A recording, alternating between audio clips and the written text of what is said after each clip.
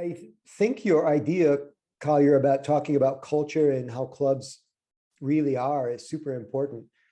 I think the problem is um, it's human nature sometimes. If you just think about talking to a single person about who they really are, that they're so subjective about themselves that they don't sometimes really know who they are.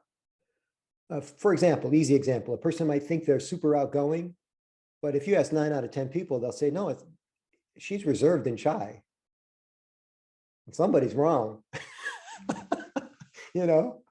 So when you talk about a club culture in a group, it gets even more complicated. Like, I think every club wants to be known as welcoming and friendly.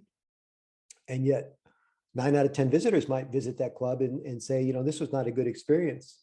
I think you said earlier, you've been to clubs sometimes where somebody's in such a hurry to get in, they don't even have a visual identity of you as a visitor, and almost push past you to get to the registration desk so that they can get their business done, something like that. Right. So how do you find out, how does a club, so it's a 2-step program. The club has to bother to have the discipline and the wherewithal to discover exactly who they are. 3 steps. Then they have to face the truth, and then they have to do something about it if they choose to. And none of those steps are easy. And doing all 3 of them is like getting cherry on a one-armed bandit in Las Vegas. Yeah, you think about it, and it seems so obvious, right? To have a welcoming environment and friendly and uplifting, but you're right, that's something that people just have to come to terms with. I was visiting a club one time, doing a bit of troubleshooting about the club's identity and offering my advice as an outsider. And someone had many times in his little diatribe said, we are certainly a welcoming club. He used that word over and over again. We're welcoming. We're one of the most welcoming clubs out there. I don't know of a club that's more welcoming than us. I'm like, okay, got it. And I said, it may be true that you're welcoming, but I don't think you're particularly friendly. And now, so that's like he sees the club one way, and I as a visitor see the club a different way. And one of us is wrong.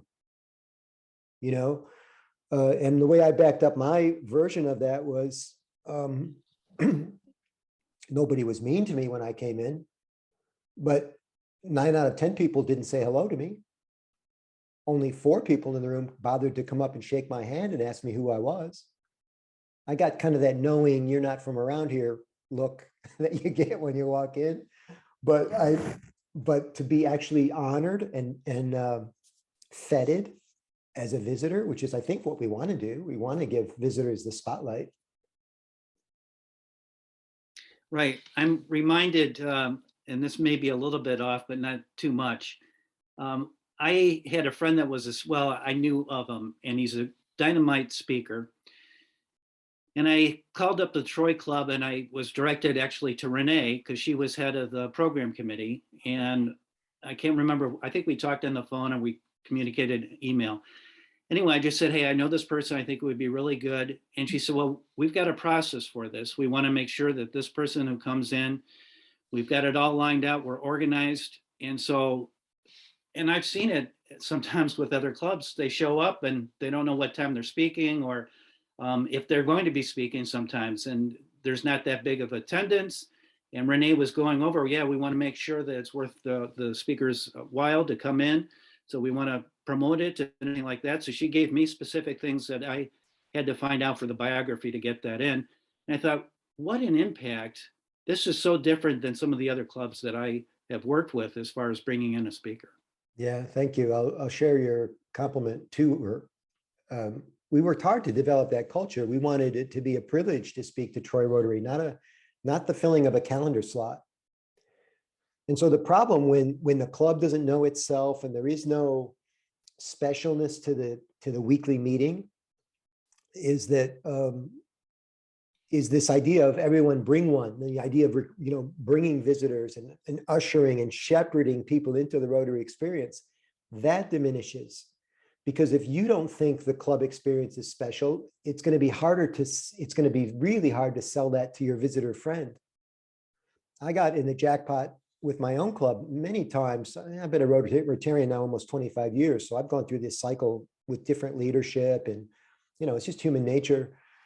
But I happen to know a lot of people, and because I'm in the speaking business, I know a lot of speakers. So people would often come to me. Back in the day, they called it a Rolodex. Now they just call it the contact list on my phone. We need you to ask your speaker buddies to come in and speak to the club. And there have been a couple times in that 25-year period where I said, I can't do it anymore. And the person would say, why? The program chair or the president. And I would say, because I promised them that we're going to have a good crowd and that it's going to be a energetic experience for them. And it's going to give them a very positive impression about what Rotary is about, certainly what our club is about. And we've stopped performing on that promise.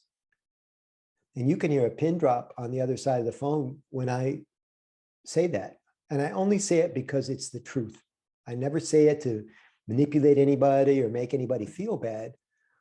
But imagine if the craziness continued. I just keep inviting all these people, promising them we'd have 100 people at the club, promising them that it's a professional organization where they could get leads for doing their free talk. And nothing's happening for them. I mean, eventually people would stop doing me favors. You got to figure I owe all of them a favor after they do me this favor, So identifying, I think the 3 steps are properly identifying the club culture. The second step is doing what the psychologist calls the naked look in the mirror. Oh my God, that's really us. Oh my God, seriously? Is that what 9 out of 10 people say? I'm so mistaken then about our own club identity. I got to reframe this in my own head. And the third thing is dealing with it, making that shift from the negative impression that 9 out of 10 people get to the positive impression that you want those same 9 people to have. Right. I think those are the 3 steps.